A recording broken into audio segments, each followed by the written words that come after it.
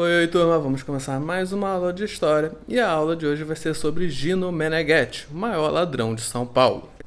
Gino Amileto Meneghetti foi uma figura curiosa da história de São Paulo, um dos mais articulados gatunos da cidade. Nascido em Pisa em 1878, ele chegou ao Brasil fugindo da justiça italiana. Ele começou a roubar joias e relógios aos 14 anos, tendo como justificativa acabar com a fonte de vaidade dos ricos. Na Itália, Gino passou a conviver com um bando de meninos de sua faixa etária que praticavam pequenos furtos, geralmente frutas, galinhas e objetos de pouco valor. No início do século XX, Meneghetti já era um ladrão profissional, sendo detido diversas vezes.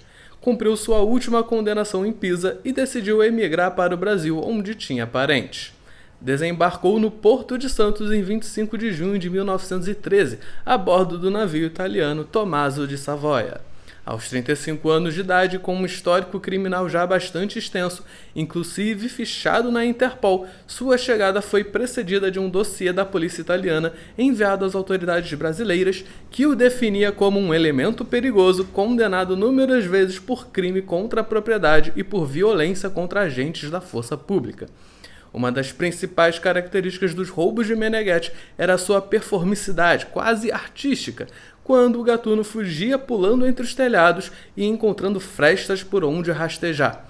Por diversas vezes ele realizou fugas quase impossíveis com sua agilidade e rapidez. Além disso, Meneghetti prezava pela sua imagem, pois era bem vaidoso.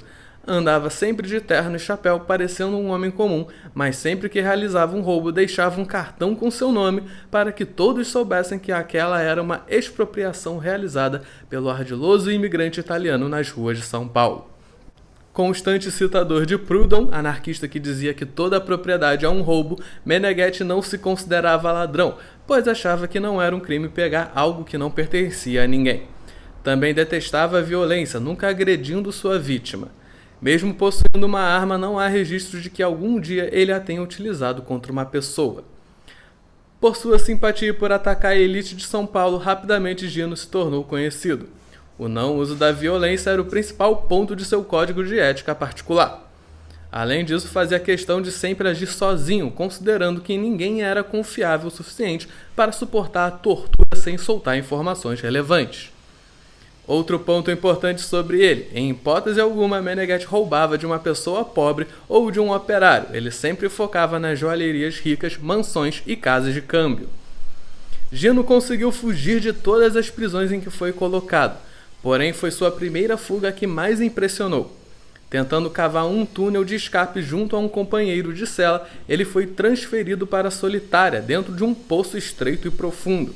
Então, de madrugada, ele usou suas habilidades quase circenses e subiu pelas paredes do poço até chegar na grade de ferro que arrancou na unha. Então, ele se esgueirou pelo pátio da prisão sem ser visto até chegar numa saída, numa ponte alta sobre o rio Tamanduateí. Arrancou suas roupas e se lançou no rio, nadou até a margem, subiu uma casa e seguiu seu caminho pulando entre telhados até chegar na casa de um tio. Lá vestiu novas roupas e rebateu a friagem com uma dose de cachaça. A polícia só relatou a fuga no dia seguinte, então saíram em busca dele, o que durou anos. Em um dos casos, Meneghetti chegou a comparecer a uma coletiva de imprensa com o chefe de polícia sem o bigode e se sentou ao lado do delegado enquanto eles prometiam pegar o ladrão em menos de 2 dias. Ao sair daquela sala, Meneghetti entregou a um jornalista um bilhete com as palavras: "Então, por que não me prendeu agora? Eu era aquele rapaz de chapéu e roupa clara, sentado à sua esquerda." Para Roberto Moreira, chefe de polícia, o caso foi desmoralizador. Então, prender Meneghetti se tornou uma questão de honra. Em 1926, a polícia plantou uma base na frente da esposa do larápio, Concetta, e lá esperaram por semanas até Gino aparecer e receber voz de prisão. Então ele se trancou na casa, dando início a um cerco de 10 horas e 200 agentes envolvidos. Segundo a crônica policial da época, o bandido acuado efetuou vários disparos, ferindo gravemente o comissário Valdemar Doria. Fugiu para o telhado e de lá gritou para os policiais e para a multidão reunida na rua: "Eu sou Meneghetti, o César, o Nero de São Paulo." No desespero, o italiano tentou atravessar a cidade pelos telhados, entrou numa latrina, se escondeu em diversos pontos da cidade, fugiu de policiais que se mantinham próximos, chegou a cair em um toldo em cima de um jantar de família e ainda tentou retornar para a casa da esposa para despistar a polícia que o perseguia. Quando ficou encurralado, foi obrigado a se entregar. Com o Meneghetti em mãos, a polícia começou a espancar o gatuno, enquanto uma multidão assistia incrédula após acompanhar toda a operação. Muitos, inclusive, estavam chocados por acharem até aquele momento que Meneghetti era uma lenda. Com o rosto desfigurado, ele foi levado para a delegacia, onde foi obrigado, por tortura, a admitir crimes de assassinato que não cometeu. Então foi lançado numa solitária, onde passou 15 anos sem comunicação ou luz do sol. Relatos afirmam que nesse tempo ele ficava gritando "Io sono un uomo", eu sou um homem, para qualquer um que passasse por perto. Meneghetti saiu da prisão em 1944, partindo para pequenas cidades na região sul, onde praticou alguns roubos ainda. Depois voltou para São Paulo, onde tentou trabalhar no emprego regular. Porém, como as condições do trabalho eram, como de costume, péssimas, voltou a roubar. Com seu jeito bom vivant, Gino gostava de comer em restaurantes caros e jogar em cassinos. Gastava muito dinheiro com vontades e o que sobrava era doado aos pobres, que via como vítimas do sistema regulado pelos verdadeiros ladrões. O gatuno mais famoso de São Paulo ainda foi preso algumas outras vezes, passando até ficar 2 semanas com pés, punhos e pescoços atados num tronco de escravo. Na última vez em que foi preso, em 1970, ele tinha 92 anos de idade. Foi pego em flagrante tentando arrombar um palacete da Fradique Coutinho com seu velho companheiro, o Pé de Cabra.